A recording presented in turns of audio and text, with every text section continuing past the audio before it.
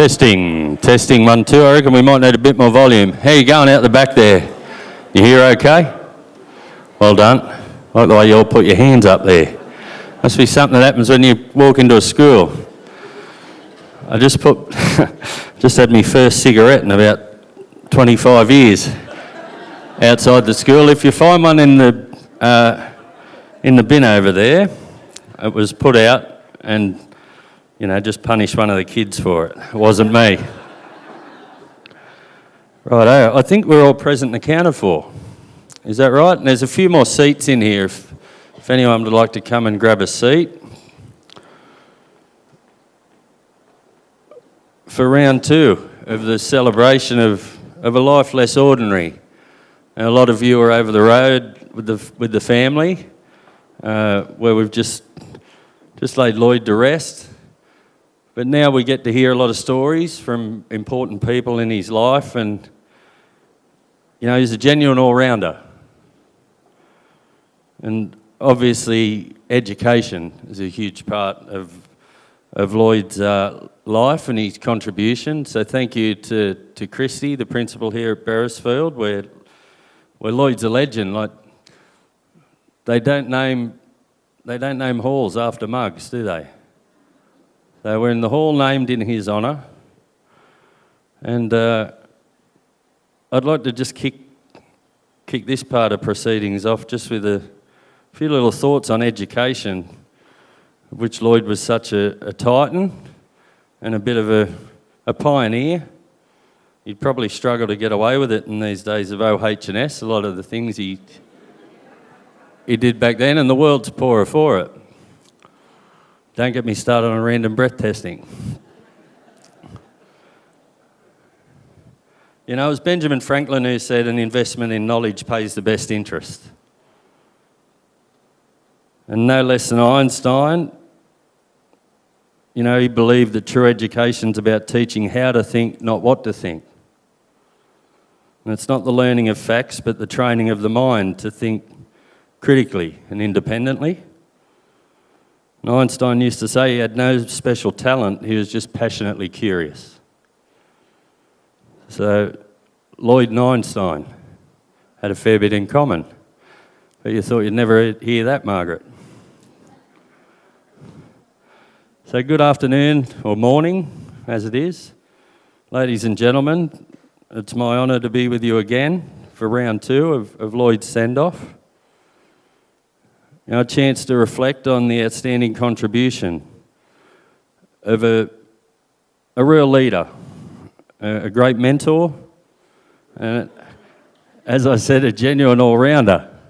Oh, what's going on back here? How'd they get that on the beach? Well, have a go at some of them outfits. It's a good look.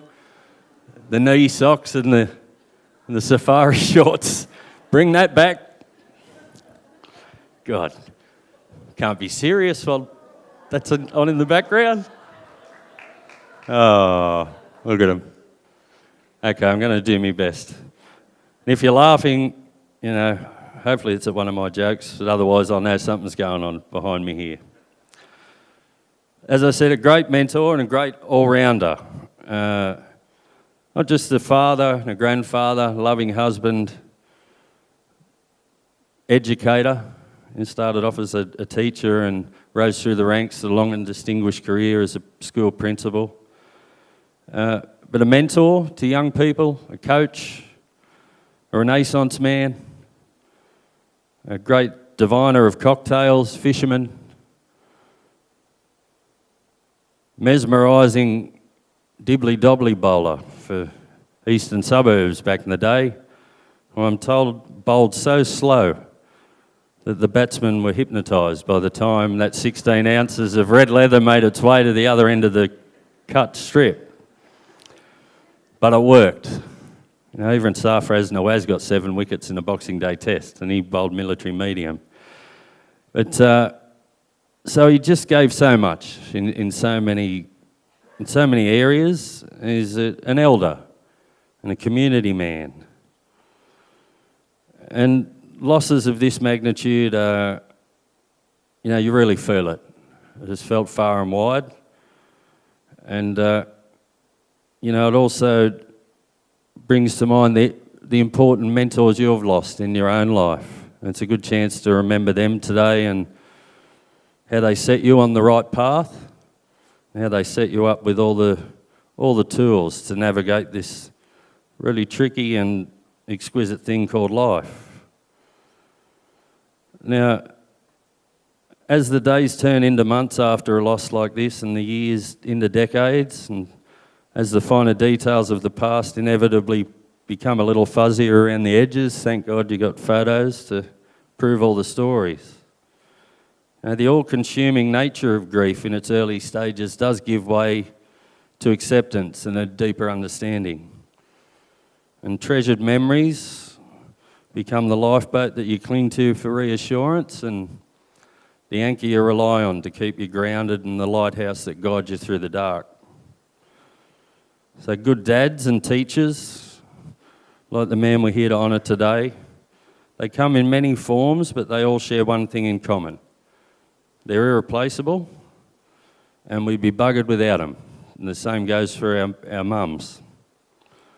So today we salute an outstanding one in all his individual complexity and unassuming glory. Good timing. Is he laying down with a seal? How do you compete with that? It reminds me of the walrus that went to a Tupperware party. Went home with a, tight seal. Tight in terms of money. Had a tube of toothpaste in a vice in its shed, that seal.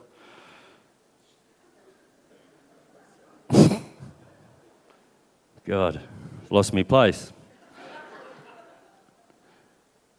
Yeah, so there's so many things that went into making Lloyd Lloyd. The serious side, of course, but never too serious. He's a ratbag raconteur and a lovable larrikin. Great sense of humour. Meticulous in the things that were important. Bit of a nutty professor who liked to try the madcap and the left of field. A green thumb and a fisherman. A selfless provider.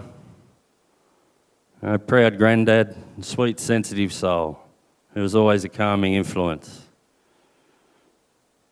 And yet a straight shooter of unflinching integrity. He'd tell you straight if you needed it. Someone to be trusted. Someone who never compromised his standards. So on behalf of all of you, I'd say a resounding thank you to Lloyd and to know all those great male role models, for all those innate character traits that make them tick. Their endless selfless gestures, their unreciprocated favours, their little eccentricities and quirks that are theirs and theirs alone. The shocking dad jokes, the easy wisdom, the 3 a.m. pickups and get out of jail free cards, the sage words and timely kicks up the bum, trademark sayings, homespun remedies, and the pats on the back and the unconditional love. So not only to his own children but to countless children, Lloyd was a hero and always will be in their eyes.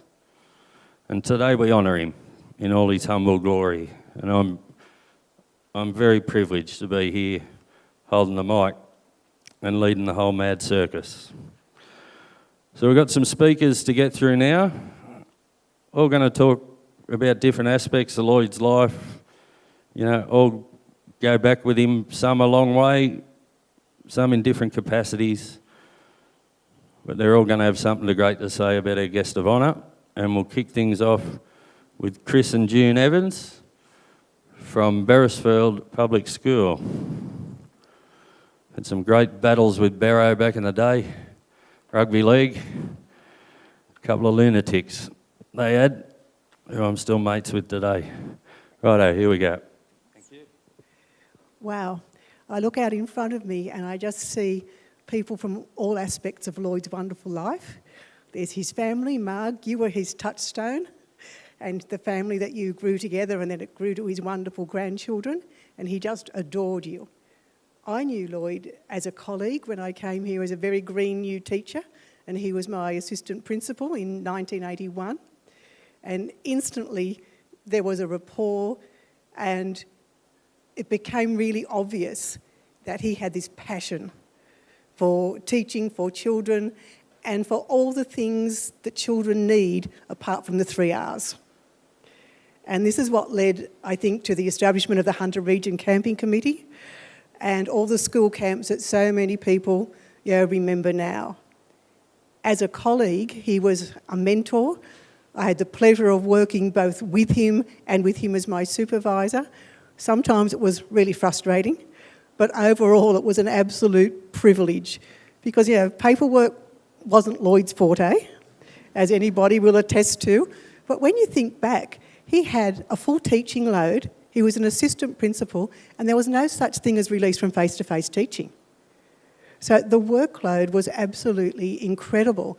And very often Lee Blanton, who couldn't be here today but worked with Lloyd a lot, she and then later on I would just open up the double doors between the classrooms while Lloyd just had to go and get something done.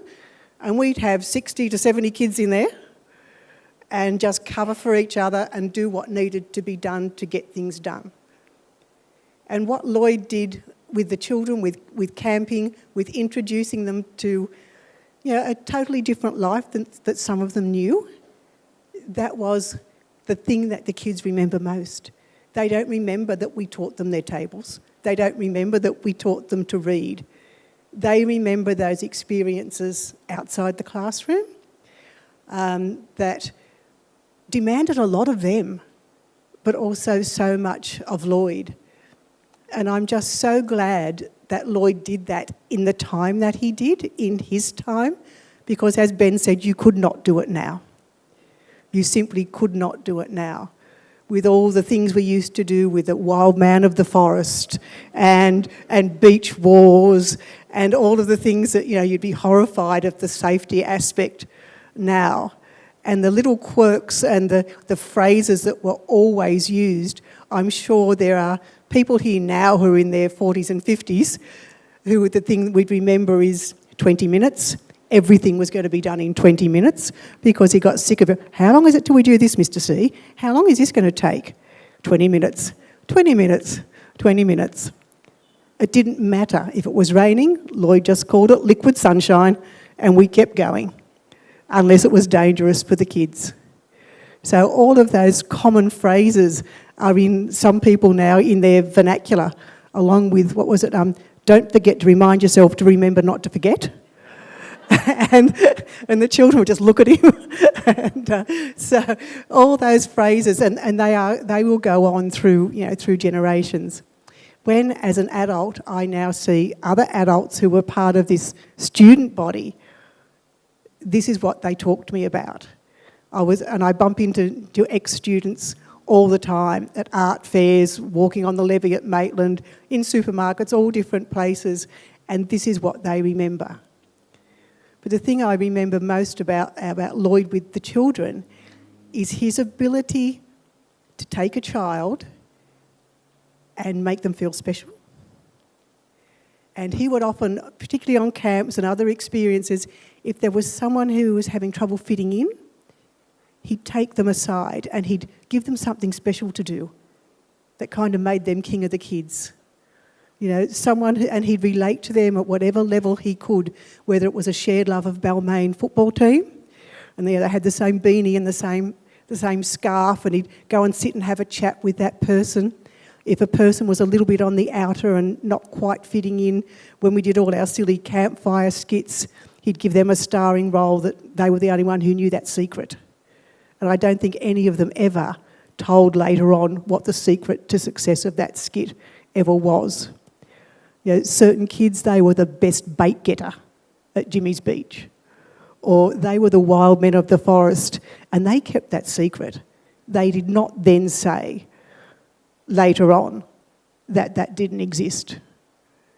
So those are all the things that made Lloyd so special. He will live in our memories for so long. And he contributed to making a lot of we staff members the teachers that we are or were today, and to making those children the people that they are today. So, cheers to Lloyd.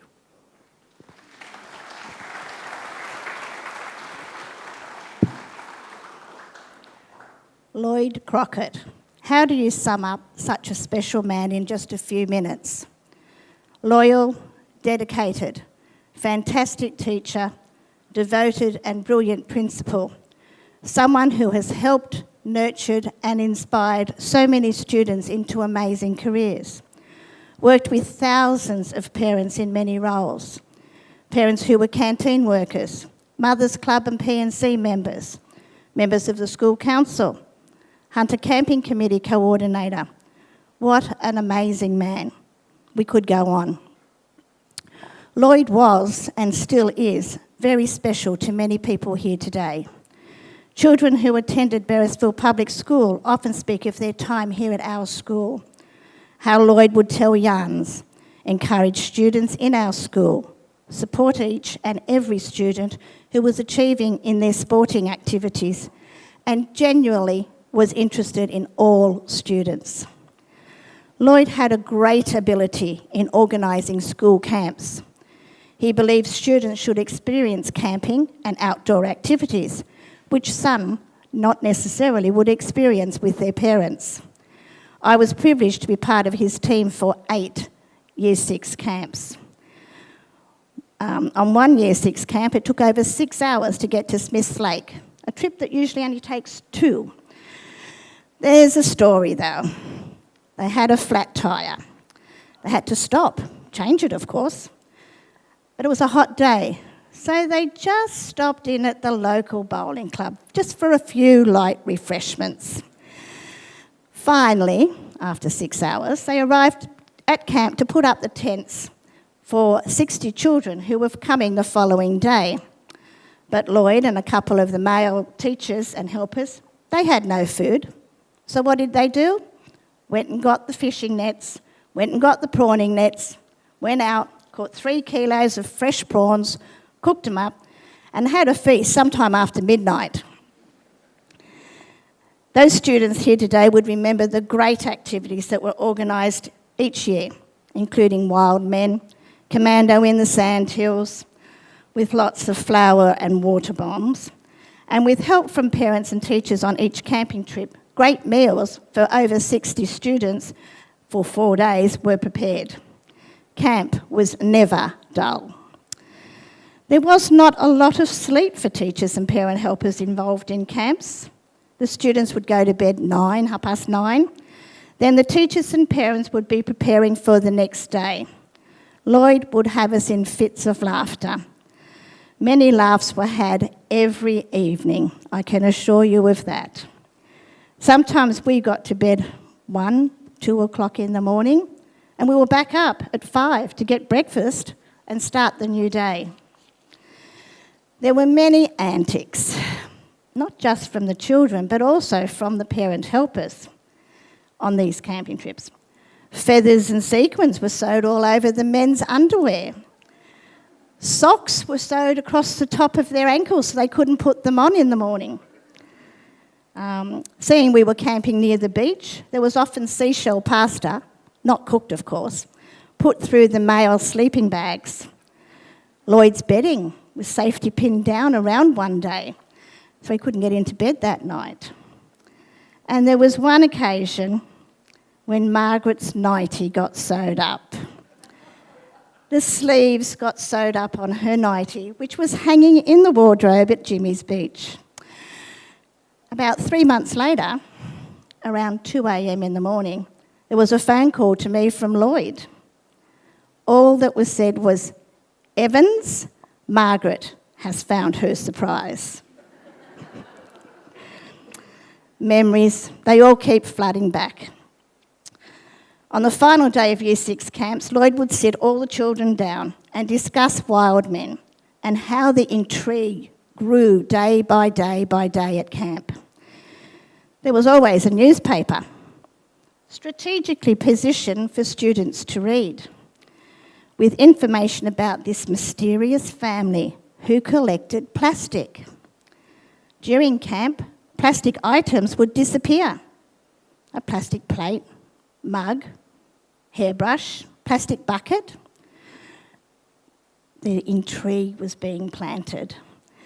Lloyd would ask all Year 6 children to keep wild men a secret, so their siblings would experience the wild man intrigued adventure.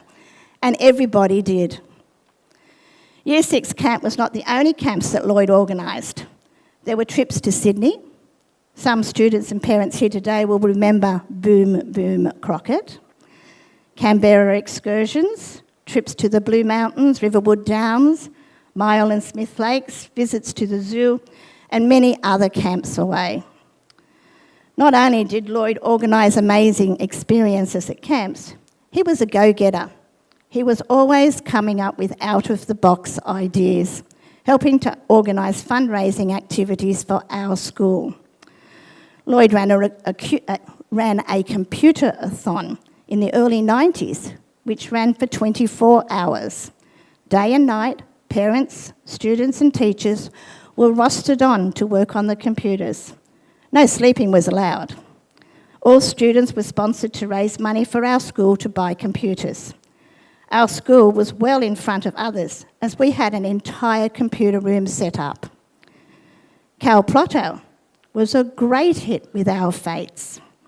For those who don't know about Cal Plotto, Lloyd's idea was put a metre square grid system out in the playground, 40 squares by 40 squares, and drawn up on the lawn, and people bid on which square the potty calf would plop in.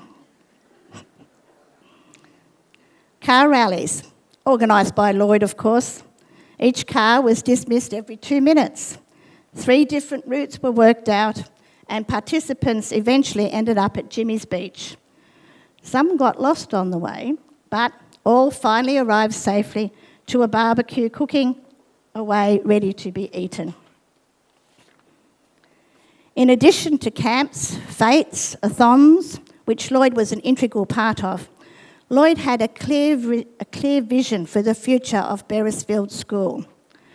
Lloyd's vision was to join the infants and primary school onto one site. This took many hours of negotiation with the Department of Education, Newcastle Council and members of Parliament. As you can see today, our school is on one site, and we have this hall dedicated to Lloyd, which is a very fitting place for us to give him his final farewell here in his hall. Purple. What can I say? All of us here today know of Lloyd's association with purple. The first time I met Lloyd was the day he was appointed as principal here at Beresfield School. I was in the office, and unfortunately I didn't know of Lloyd's disdain with purple. I was wearing a purple skirt and a purple and white top. My first encounter with Lloyd. He asked who I was, and I said, June Evans. He replied, well, I hope I never see you in purple again. I never wore that skirt or blouse again. Purple was a wonderful tool of Lloyd's. It allowed his students to have an avenue to display or get at Lloyd in a friendly, fun way. The students would purposely wear purple accessories, a purple hairband, purple carry bag, purple notebook, and they would be absolutely delighted when they heard Lloyd's shrieks of disgust. Lloyd had a toilet and washroom attached to the principal's office. The students had a ball decorating it. They covered it in purple streamers, balloons, and anything they could find that was purple. I think it was the same year that Lloyd wore a purple tutu. He had such sexy legs. Well, Lloyd, you were the best. No one can ever disagree. The students, teachers and parents of Beresfield School raise a glass to you and say, job well done, and rest in peace, Lloyd.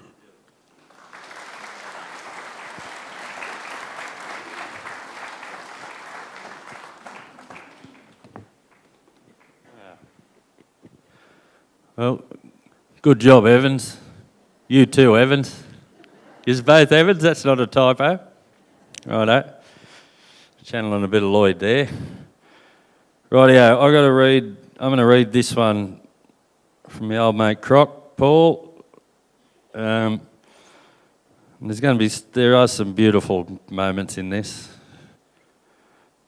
And I'm a bit concerned that when I get to a really deep emotional point that Croc's tried to make, there's going to be a picture in the background, without me knowing it, of Lloyd with a hat with a propeller on it, a Godfather t-shirt that's 3 times too tight, a pair of Warwick Kappa shorts and his orchestra stalls hanging out the bottom while he holds up a couple of fish.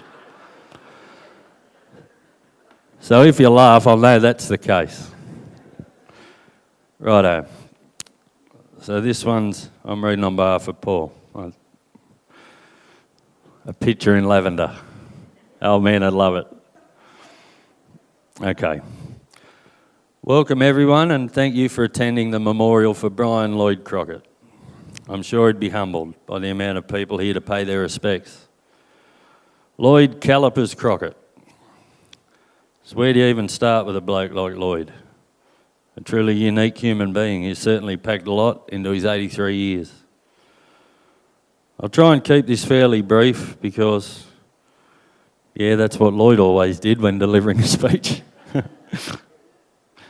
I do suspect, though, had he the chance to organise this gathering himself, he probably would have had the playground divided into camping lots, a big campfire in the middle, and a stage ready for humorous skits. There'd be a full weekend affair, lucky door prizes, and he'd be wandering around selling raffle tickets with the main prize, a fishing trip to Jimmy's Beach. So please, I'm sure he'd like the morning to be short, the celebration to be long and the laughs loud. It's the kind of fella he was. Bit of a joker and a larrikin, who always looked on the bright side. To him, the glass most certainly was always half full. Dad moved around a fair bit in his early childhood, starting at Patterson, then Wagga, then to Greta, where he spent the majority of his youth. He considered himself a Greta boy. He didn't talk a lot about his childhood, but I know it was tough. His father, Joe, passed away at a fairly young age, and he took on a lot of responsibility helping his mother, Pat, also looking after her in later years. I think it was these early years that probably shaped Dad as a person and how he would lead his own life. What a fantastic man he became. He was always willing to help others where he could and put everyone else first. The bloke didn't have a bad bone in his body. He said something bad about somebody so rarely that I can barely recall him doing so. A possible exception being Bob Carr. Old Jughead. The minister responsible for national parks in the mid-80s. Well, everyone's putting shit on Carr. Fair enough too. Even Lloyd. But that's the kind of person he was. Nothing bad to say about anyone. I'm immensely proud of that. And the world would be a better place with more of his kind. Amen to that. As a kid tagging around behind him, I was always introduced as my number 2 son. Scott as Piso, and Steve as Fred or Dan. Being such an angelic kid, it wasn't often that he got cranky with me.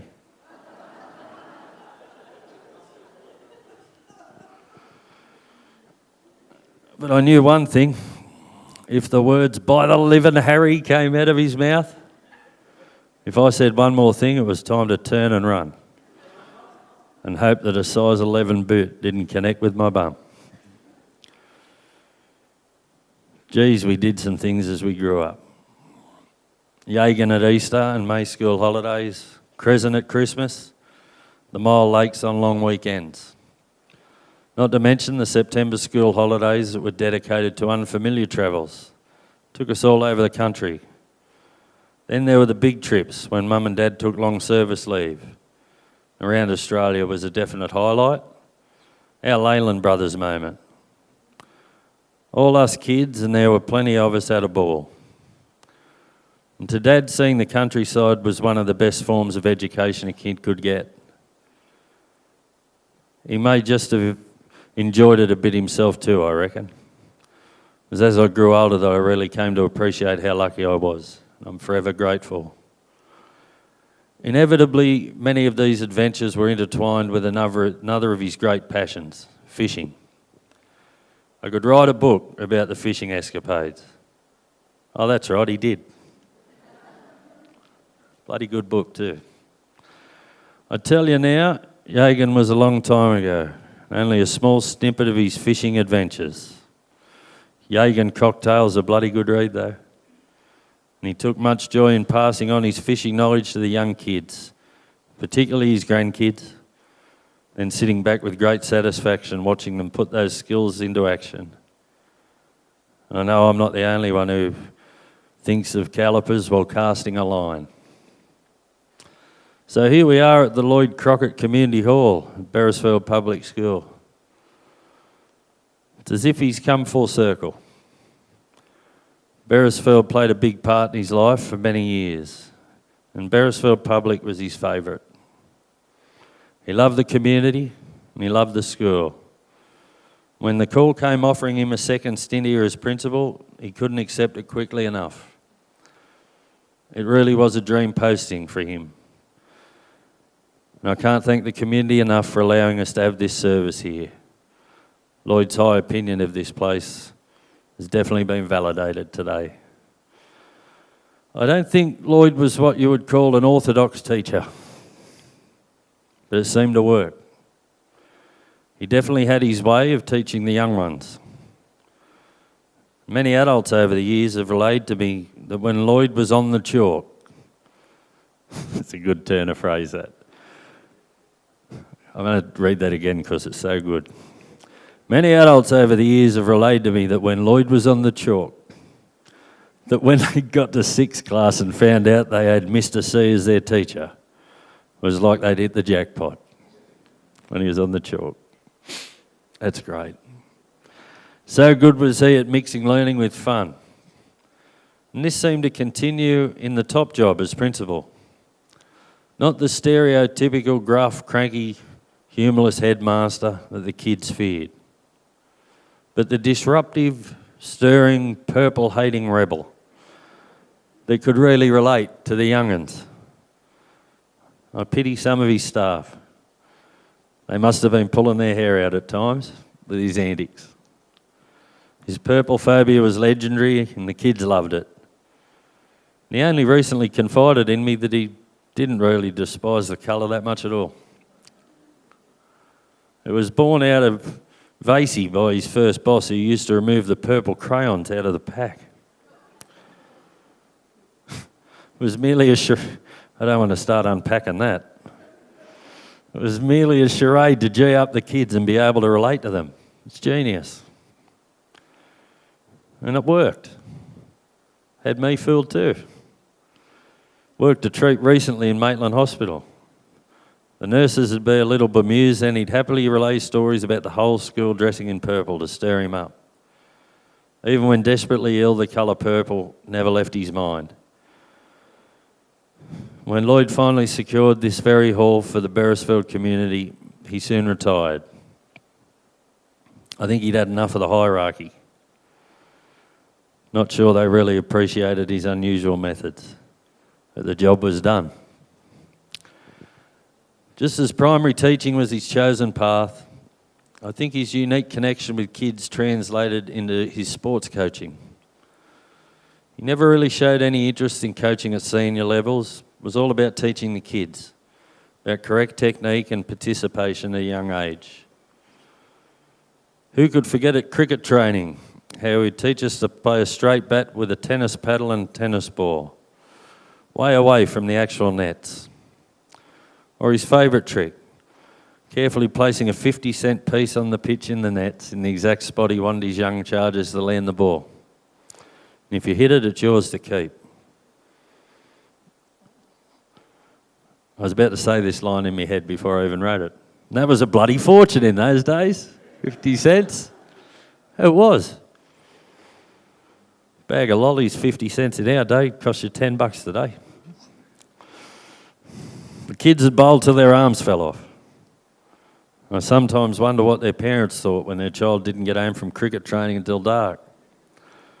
To the coach, though, he was teaching the batsman and the bowler the basics of the game. A little bit about capitalism too. Dad knew how to hit a 50-cent coin himself, though. He played for many years in 2 stints, right up until his late 40s, mainly captaining Eastern Suburbs second grade. His run up to the crease was incomparable, to say the least. Not sure if it put the batsman off or what, but it worked. Steve and I were recently looking at some of his stats, and they were staggering for a slow-medium trundler. He could swing a cricket ball. In 1971-72, Outstanding Performance Award, 14 overs, 4 maidens, 8 for 22. Pretty good. Same year, bowling aggregate and average, 60 wickets at 6.4. Pretty miserly. And there were many more seasons to come. But like cricket, he enjoyed coaching pint-sized footballers. I think this is where his long association with East Maitland Schoolboys Rugby League started. Again, it was about teaching the kids about participation, correct techniques, especially tackling. It wasn't about winning in those days, even though the scores were kept. As the coach, it was about making sure every kid got a go, regardless of their ability. Not about the best kid scoring 10 tries. And if any kid wasn't that keen, he didn't force them to do it. Some kids mature quicker than others, and he understood that. Many of his young charges developed into good players and even great players, reaching the highest levels. What have I done here? Reaching the highest levels. Pardon me. Computer just let me down a bit. At the highest levels. I know he was bursting with pride that he played a role in their young lives. Incidentally, his own football career didn't continue as long as his cricket career. I think this may have to do with a story he told me about playing a first 13 game for Maitland Boys High School as a flying winger. Probably playing against Maitland Marist. He got flattened, to put it mildly. Chopped in half by some young bloke on the other team. It hurt. He could still feel it in his 83rd year. Apparently the young bloke who tackled him, his name was John Sattler. Well, if you're going to retire on one, that's not a bad one. He never forgot it, but he knew it was time to retire. Geez, Lloyd knew some people. I mean, a lot of people. You couldn't take him anywhere without him running into someone he knew. The footy, the cricket, the races, the pub, fishing, camping. Same result. Always knew someone there. Halfway up Stockton Beach fishing, cars drive past, one stops, reverses. Bloody hell, it's Lloyd Crockett. How are you, mate? Conversation would inevitably ensue. Same thing, South Stockton Beach, Samurai, Jimmy's, Little Gibber, Hawk's Nest. Always someone he knew. It was never just a g'day. There was always a yarn to be had. I took him to the races at Broadmeadow his first time. I'd been a member for many years, and yet Lloyd knew more people than me. And to rub salt into the wound, he went well on the punt too. Of course, he'd done his form. Pulled out a spreadsheet that would make a bookie quiver. And back 7 winners in 8 races. At the conclusion, we're out the front and he loudly proclaimed, "Why did I ever work?" in front of the gathered masses, many of whom knew him as their old principal. I'll never forget it. In his retirement, Dad rekindled one of his old passions, oil painting. He decided to put himself through a WEA course at Newcastle. At the time, he was undergoing treatment for cancer, intensive chemo and radiotherapy, so he wasn't a well man. Regardless, he drove himself to Newcastle every week, for weeks on end. And it couldn't have been easy. And he painted some beauties too. Anyhow, a few months after his course was finished, he was informed he'd won an award, Senior WAA Learner of the Year. Not once did he inform the teacher of his illness. He proved to himself that he could not only teach, but even in his 60s he could still learn and be a model student. Out of all his accolades over the years, I'm still in awe of what he did then. A truly amazing man. When Dad retired, I'd often ask him how he was going. And the reply would come back, "Bloody busy, digger. Not enough time in the day." Fair dinkum. I don't know how I ever found time to work. God, he sounds like my old man. Fishing, travelling, camping, cricket, footy, writing books, gardening, coin collecting, koi carp, making his own fishing lures, making DVDs, prawning, punting, organising parties, painting, photography, picture framing, grandkids. He always had plenty going on in his life. Unfortunately, Father Time eventually catches up with everyone. Dad had his fair share of serious illness in his retirement years, and some very much life-threatening. I have no doubt if it wasn't for the fine work of Dr. Terry Mitchell over the years, Dad would have left us years ago. And the family would be eternally grateful to Terry for that. Each time though, Dad had bounced back.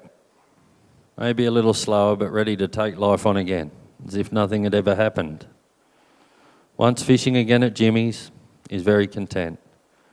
Glass half full once again. And at times he just seemed bulletproof.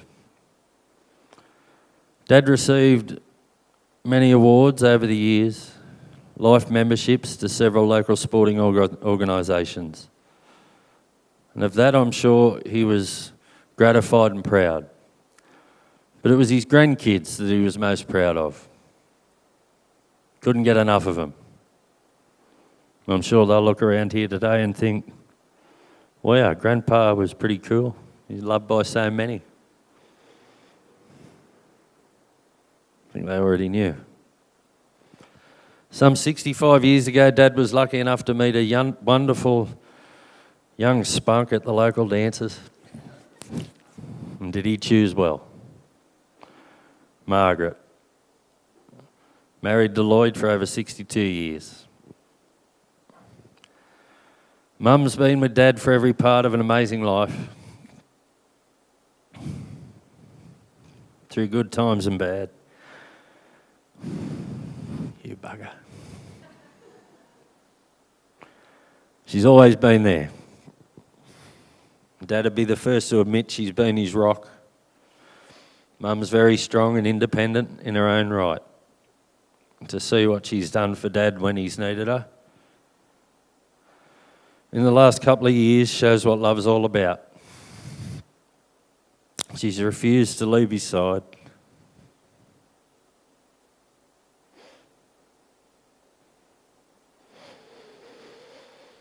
Even if detrimental to her own health, not a chance. What a legend, and what a catch. I think the photo on the book back of today's booklet perfectly sums them up as an inseparable duo all these years later. Love you, Mum. Jesus. That's just beautiful. As a wide-eyed kid, I thought Dad knew everything, so I used to ask him all the important questions. Hey, Dad, why do they call you calipers? It's a precision instrument, son.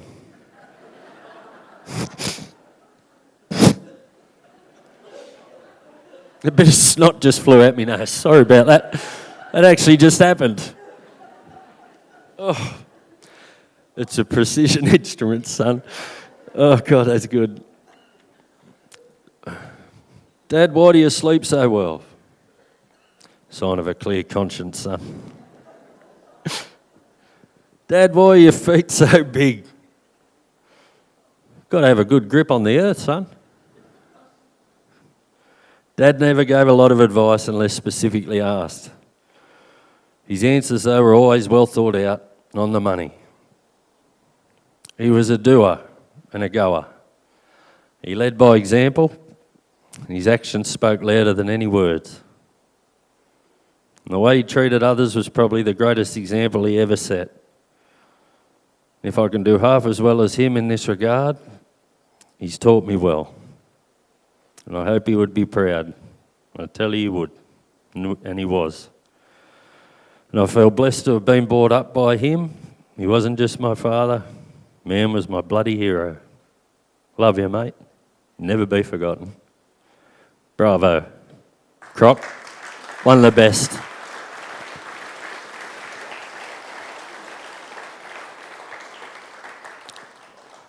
Bloody brilliant. Rightio, Mick Ford. Where's Mick? Good on you, Mick. You're up.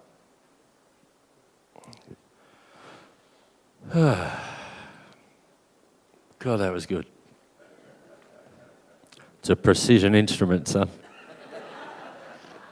Speaking of precision instruments, Mick Ford. Thanks, mate. Thanks for everything you've done. Thank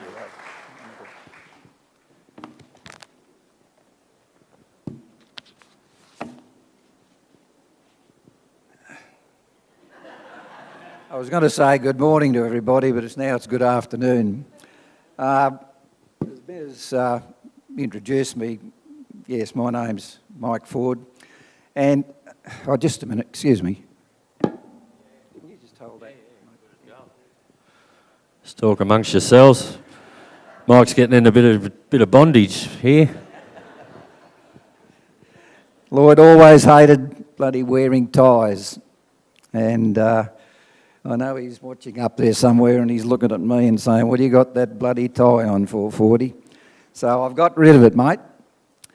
I'm here today basically to try and give some background to Lloyd's early life. I had a whole sheet of things that I was going to talk about, but it's been covered by everyone else basically, except that early days. So I'll pursue ahead with it. Lloyd and I go back a long time. My father, Harold Ford, and his mum, Auntie Patty, they were brought up together as young ones by Grandma Ford. I think it was on my father's side. And that made them, I think, first cousins. And I guess that would make Lloyd and I second cousins. I'm not sure, but anyway, we're cousins in some way. Obviously, we're here today to celebrate the life of a remarkable man. And he's been known to you all as a lot of names, and they've all been mentioned, but I'm going to reiterate again. You know that he was, on his birth certificate, was Brian Lloyd Crockett, but I don't think many people actually called him that, Brian. Lloyd Brian Crockett was one of the other things, of course. Hardly anybody ever called him Brian. Some called him Davy Crockett, you know, the frontier guy. Just plain Crockett, or the abbreviation Croc. Mr. Crockett. Some of you think it's too old to call him Sir, but he was called Sir. Dad and Grandpa. And of course, the Godfather, and that's another story on its own. Simply, I used to call him mate, or Calipers, or Lloyd. The word mate, g'day mate, how you going mate? And so all those names, everybody here today would relate to him, either one of them or several of them. And you've all got your own stories. I've got to mention though, however, that all those names we knew him by, we all would probably agree with me that there were times when we called him other names that were quite derogative. And he probably bloody deserved it too. He could be aggravating, I'll tell you. Now, as I said before, the family's asked me to say something about Lloyd in his early days. And I couldn't believe it myself the other night when I sat down and I got the phone call from Marg. But I've known Lloyd for over 70 years. That's a bloody long time. And that was the time when his family, Uncle Joe and Auntie Pat, they settled in Greta. I think that would have been around about the 1950s. So that would have made me, I was born in 41, so whatever, there's 9, 10. He was 15 months older than me, so that would have put him, 11, 12, something like that. And as we were cousins, of course, as well, and it happened that I lived just across the road from where the family settled, and with my brother Graham and Mum and Dad, Lewis Street, I think it was called. So it was obvious that we became pretty close mates, close in age, and both boys, and did boys' things. I'm proud to say that relationship between the two of us has endured right up to his sudden passing about a week ago. I will in a moment mention about some of the things that I can tell you about Lloyd in those early days, the early pre-teen days and then into the teen years. I would like, however, to mention that all the speakers so far and those to come, they've mentioned one common attribute about Lloyd, and amongst many attributes, but this particular one is the fact that you'll hear today that he's very detailed organising ability. Right? We all know that so far from the speakers you've listened to. He loved to organise, and what's more, he was bloody good at it, and he knew it. It won't surprise you that this particular attribute, which you'll hear about in other speakers as well, this organisation ability and wanting to do it, was evident at his time in Greta. These were some of the things that I recalled in those very early days. And you've got to remember that in those days, you kind of made your own fun a lot of the times. Excuse me. I'm not crying. I'm okay. I'm still there, Mother. I'm right. We used to get a lot of old, some of the fellas who will remember, you used to get the plastic soldiers, Indians and cowboys, and we used to paint them up and made them into whatever you wanted to. Lloyd had the brilliant idea, and to be expedient about it, that instead of having to do that and pay all that money, what we'd do, we'd gather up all the old dead matches that Uncle Pete used to sweep out of the buses. Uncle Pete used to wash and sweep the buses out after their run. It was run by my dad and Uncle Vic Ford Bus Service. So his idea was that we'd gather up all these dead matches and we'd sort them out, and we'd pick the best ones and we'd paint them up as either to be the cavalry or armies, we'd be the soldiers with rank and so on. And we'd each have our own pile of matches, and he'd have his pile, and we'd have officers in the back ranks or cowboys, whatever it might have been. And the idea was that you picked up a pile of rocks, and you'd start throwing it at each other's matches. And the rules were, and he made up these rules, that if you broke the match in two, of course, that Indian or that whatever it was dead. But if you happened to be in the lower edge of the lower part of the match, then they were only wounded, so they were still in the game. And so this went on for hours and hours, and finally at the end, you'd work out how many matches you had left that weren't killed, and that was the winner. He had this imagination to be able to do these things. The other thing that came to mind that we did as boys, most boys did, we used to love the red ants, the nests around the place. There were a lot of them out the front of where Lloyd lived, and also up at the, there was a quarry that we used to visit quite frequently. But the idea was that you'd go and stamp across the ants' nest, or ride, if we had bikes in those days, you'd ride a bike across it, or sometimes we even put double bungers down where the hole was, and you let her off. And of course the ants would come running out everywhere, and the idea was that you tried with, I'm not proud of this now, but we used to do it. We used to throw rocks at the ants before they got to you. And many a times, of course, they won, went home with bites and so on. But one of the other things, I'm trying to lead it up to this idea of his organisation, but anyway, one of the other things that we used to do, I told you that Dad and Uncle Vic used to run the bus service, and they used to have a lot of old 44-gallon drums with the oil in it they used for the buses. And a lot of these 44-gallon drums would be lying on the ground somewhere. And Lloyd had the bright idea that we can use them as horses. And I thought, yeah, that's a good idea. So here we are, and I can still see it now, 70-odd years ago. Here we are sitting on these 44-gallon drums side by side, and you'd use an old piece of hessian or whatever you could find as a saddle. And we'd be sitting there, and one day we were Indians. I mean, he'd be sitting there, he might have been Geronimo, and I'm sitting on the other horse, and I'm Chief Sitting Bull. Other days, we might have been, what am I trying to think of? Cowboys, yeah, because everybody played cowboys and Indians those days. And, you know, he might be Hopalong Cassidy, and I'd be Tom Mix, and we'd sit there for hours imagining what we were doing. It was great fun. The other thing that came to my mind, and I must thank my brother Graham for this because I'd forgotten all about it, was the fact that, as you do, boys did, you built billy carts. And we used to have billy carts, and there was a bit of a gap between where Lloyd and Mum and Dad lived and where there was a shed that used to keep all the old tyres. And it was an area there you could use with your billy cart. But it wasn't so much that we used the billy carts, it was the fact that when we built them, Lloyd decided it was a good idea that we'd form a billy cart club, which he did. Very exclusive club. Unfortunately, my brother Graham is 5 years younger. He was excluded, too young.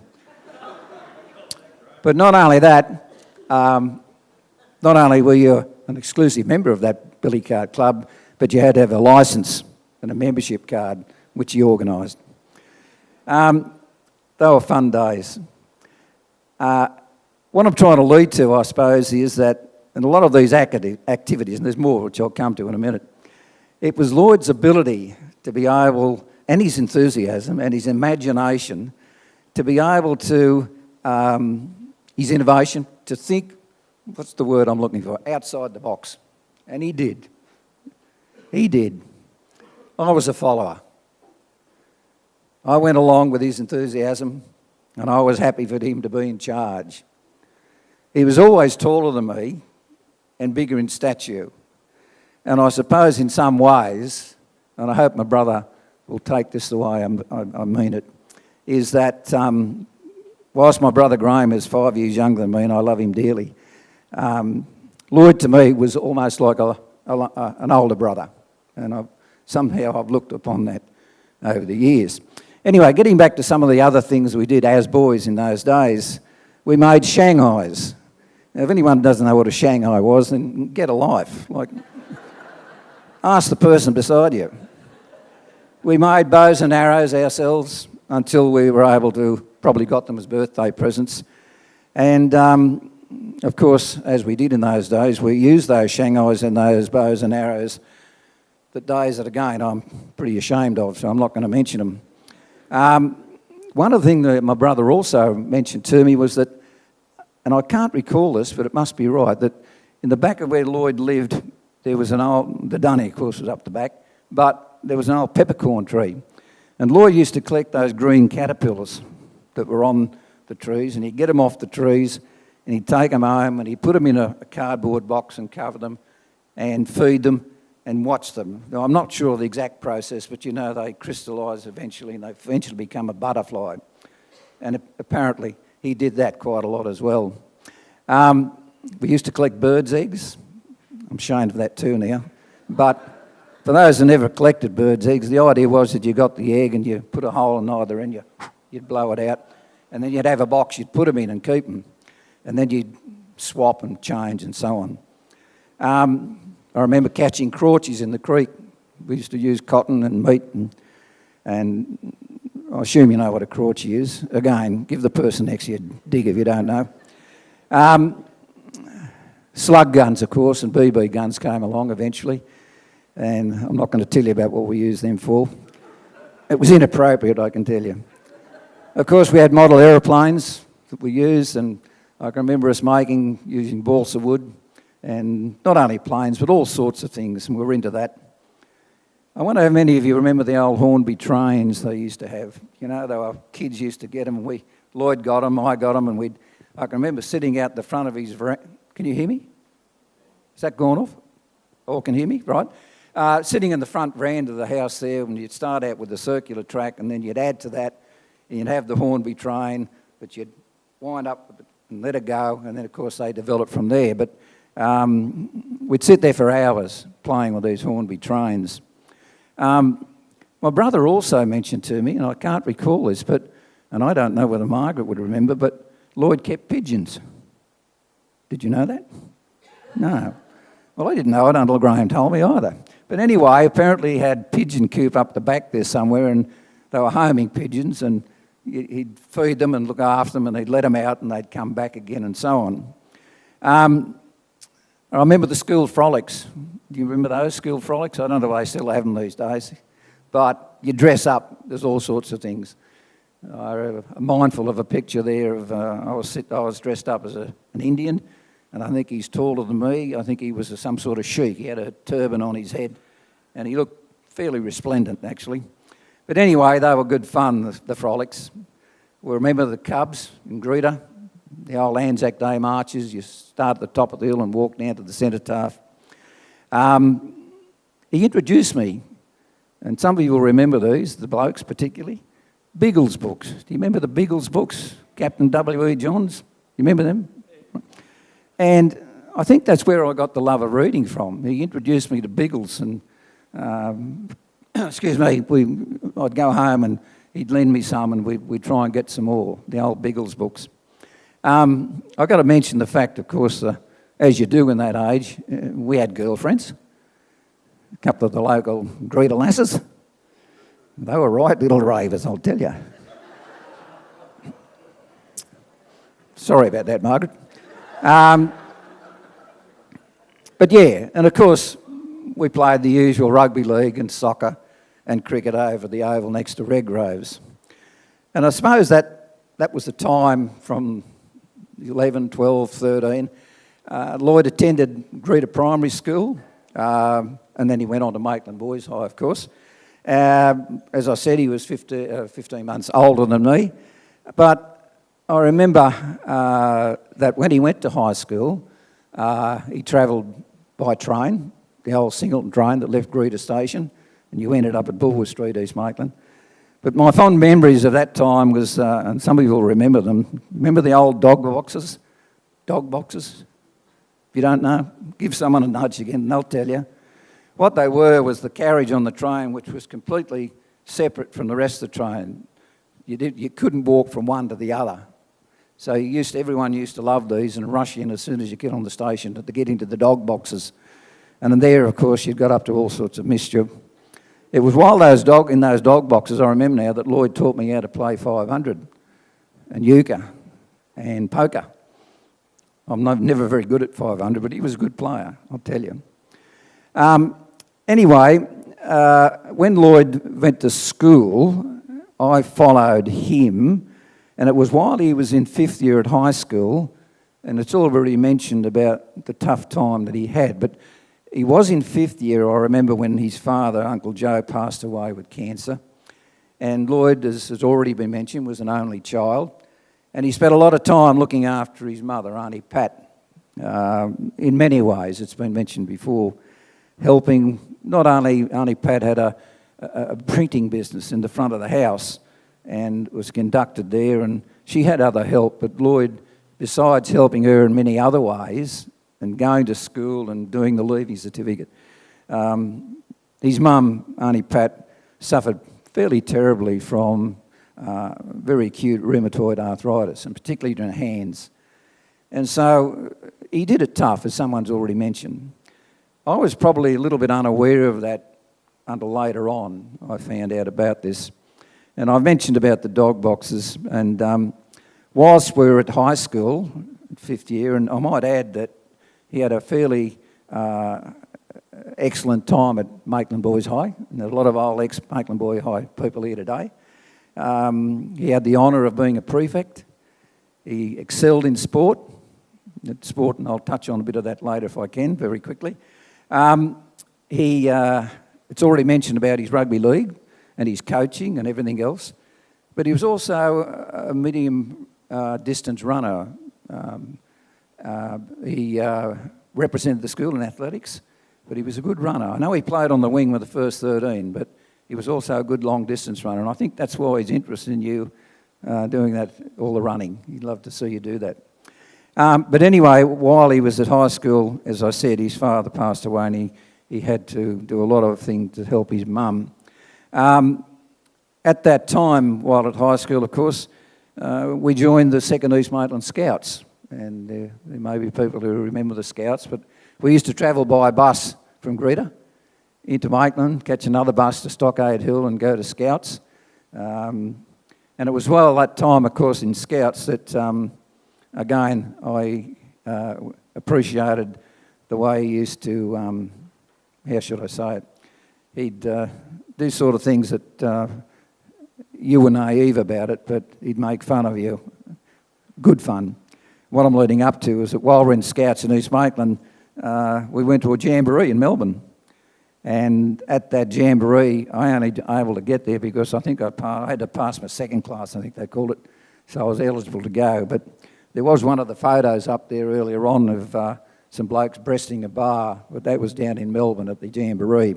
But what I was leading up to, where he pulled funny jokes on you, I was pretty naive. He sent me, I know it was him, he sent me along to find a skyhook.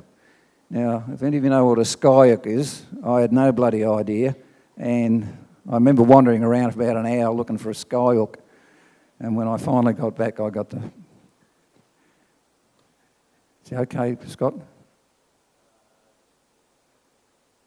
Is she right? You okay? All right, very quickly, when Lloyd finally finished his leaving, or did his leaving certificate, he accepted that, as you know, as a scholarship to Balmain at Alexander Mackie Teachers College. And I think it was that time he obviously became a very avid Balmain Tiger supporter. Misguided fool. There's worse than St George. Anyway, 2 years later, I finished up going to Armidale in college, and although we were at different parts of the state at that time, we kept in contact. And of course, as you know, we were best man at each other's wedding. Now look, there's some of the reminiscences that I can recall in the early days of Greta. We met up again, I should say, about in the mid-1960s when I came back to the area, and where you live, we began that relationship again, but as families. A lot of the things I was going to say about from the 60s to the present has already been said, so I'm not going to go over that again. You've heard all the things that he was involved in, which is wonderful. So I'm going to cut it short and just say that I'd like to say a couple of things about sport and some funny incidences regarding it very quickly. One of the things, as you already know, was that he played, this is after he retired and from school or school teaching. He played cricket, excuse me, and he played squash, he played tennis, and he played golf, and he was a pretty good snooker player and billiards and so on. But one of the funny things that I remember in terms of golf was Lloyd wasn't an active golfer. He never played regularly of a Saturday. But our good mate Paul Longworth up there, and some of the boys are here today, every year we used to go on a golfing trips out to Mudgee, to Tallwoods and Port Macquarie. And when the time was come, it was usually around about September, Lloyd would ring me up and he'd say, "We've got this trip coming up with the golf. I need to get some practice." So righto, mate. So we decided that we would get a practice in, usually at Brankston Golf Club or Curry. I remember Barry one stage was organising that as well. But this particular day, I remember, and I might add before I say anything about that, Lloyd was very competitive. Okay, he loved to win, hated to lose. So this particular day, we're on the 6th tee there at Curry. And the tee was grass, of course, but around the tee there was a border of wood. And at the end of the tee there was a piece of wood that went across about 2 inches higher. So Lloyd gets up there. I think my son Mark was there that day. He'll remember this. So Lloyd gets up and he hits the ball. And what happened? You expect it to happen. He hit the wood at the front. It ricocheted back the ball, hit him fair in the scon. And he went down like a sack of spuds. So we thought it killed him. But anyway, we gradually got him up again and in a dazed look. And I just said something simply to him. I said, listen, mate, you're going to have to practice that stroke. One of the other funny things about golf again is that I mentioned him going to Mudgee, and he was a great con artist. You already know that. But he pulled one of the greatest cons I've seen for a long time out at Mudgee. We used to go to the Bread Heifer pub at Mudgee of a Friday night before COVID, and that's when you cook your own steaks, beautiful steaks. So one night he decides he was going to pull this con, and what he did was this. This Friday night in particular, by the way, was a night when the Wallabies were playing a match. So the pub was completely full with people, chock-a-block, you couldn't move, shoulder to shoulder. So Lloyd decided that he was going to do a con, and what it was that he dressed himself up as a blind man. He had a big coat, long trousers, he had these very dark glasses, I think he borrowed them from Al, if I remember rightly, and he had this bloody walking stick with a bell on it. And at some stage or other, I think he had a parrot somewhere, that one of those parrots you'd talk to and it'd say something foul back to you again. But anyway, in he goes and pretending to be this blind man. And I think at that stage, Trevor Mulhern's here somewhere. I think, are you there, Trev? Yeah, up the back. I think it was Trev that had his, there's a photograph of him holding Lloyd's arm and saying to people, bit of room from an old dig here, please. So Lloyd would be going along with this bloody cane and this bell ringing and make his way through. And later on, some of the things he told us that other people who were showing a lot of respect for this dear old decrepit blind digger was that he'd yell out to Trev and say, thanks, mate, for the help. And Bazza, I think I remember saying to you while I was sitting down at tea that night, he said, make sure my steak is well done, will you? I'll smell it when it's ready. He, at the same time, I think I remember saying, I wish I could see what I was eating. It was funny to see the pub crowd parting as he moved from room to room. And one of the other things that he did was to move into the bar where the Wallabies were playing on TV. And he walked away and the blokes made room for him and he's standing there watching this TV, or listening, I should say, to the TV. And one of the blokes, the locals there, he said to him, mate, do you mind describing to me the Wallabies' last try? And pretended he couldn't see. And he reckoned later that bloke gave him a 2-minute description of how the try was scored. So he had him fooled. I think it was pretty potent that he didn't mind a blind, people didn't mind a blind drunk. Can I just say one final thing about sport? One of the things that you've spoken about already was his bowling, and I've got my description of it. It wasn't fast, as you know, and it wasn't slow. It was slower than slow, and it was a cross between a skip and a jump and a walk. And somebody mentioned about the batsman at the other end, and my belief was that, the batsman nearly died of boredom before the ball got to him. And you know already, but he was a great bowler, and you've got the statistics already done there. Okay, can I just very quickly now finish up by saying that to Steve and Paul and Scott and all the grandchildren, Lloyd and Grandpa has left a legacy of enthusiasm of life, the importance of being your own person and stay connected and loyal to your family and your friends. To you, Marg, I know you're not that well at the moment. Lloyd was the luckiest man in the world to have you as wife. Over the last 60-odd years, your unwavering support, your love and your care for him was evident to all of us. Pardon me, I wasn't going to do this. In particular, the care that you and the boys and their partners gave to Lloyd over those last 2 years, and more recently, of course, the last month, was a great comfort to him. And I'm sure everyone here appreciates that you gave him the comfort he needed.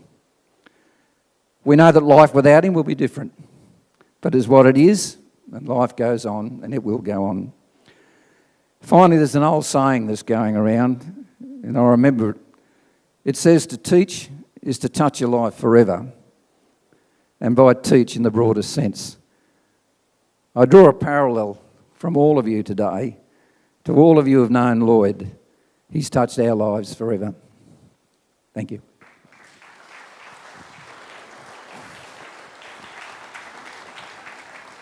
Thank you, Mike. And sorry to give you the wind-up from the wing there, but I just wanted to have a quick powwow with the boys. Mum, all right? And just, because it's bloody hot in here, and we've got a long list of speakers to get through, and I think time's going to become an issue, so we may have to recalibrate. You got a minute, Steve? We'll have a yarn and see what we're going to do. But yeah, nice work, Mike. That was a stirring tale from a more innocent time when you could smoke on school buses. A fun day out was a bit of, casual violence with your mates with some homemade weapons. And just to lighten it, a bit of animal cruelty thrown in as well, so brilliant.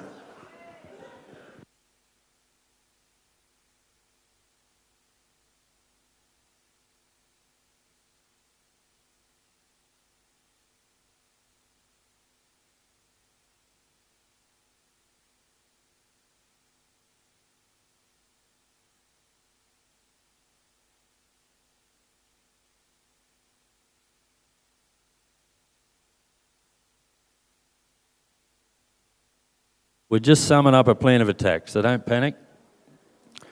But I think the quicker we probably get Marg into air conditioning with a shandy in front of her, the better.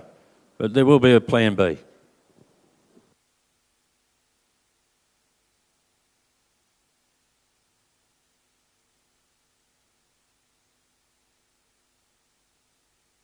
We've made an executive decision in the interests of Marg's comfort more than anything, that we're going to wrap this up pretty shortly here, but Trevor, Ian, Barb, Gary, all going to get to speak back at the club. Go there and get cool, get some tucker into Marg. But it's been wonderful here, and another half of it to go. So I think that's the best decision to make, because I'm sitting here looking at Marg and I'm a bit worried about her in the front. But I'll just hand over to Steve now, who'd like to say a few words before we wrap it up. G'day. Lloyd will be tickled pink with this, let me tell you. Look, everyone's invited back to East Maitland Golf Club, the function room up there. We would have liked to go on a bit longer, but we might just do the right thing at the moment and get Mum somewhere a bit cooler. So thanks everyone for coming, and we'll see you at the golf club.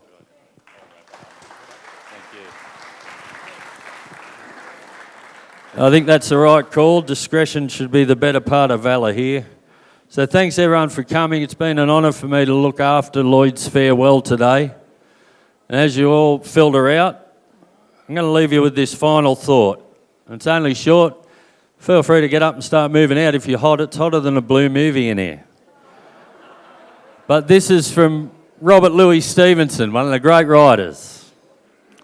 That man is a success who has lived well, laughed often, and loved much, who has gained the respect of intelligent men and women and the love of children, who has filled his niche and filled his cup and accomplished his task, who leaves the world better than he found it, who has never lacked appreciation of earth's beauty or failed to express it, who looked for the best in others and gave the best he had.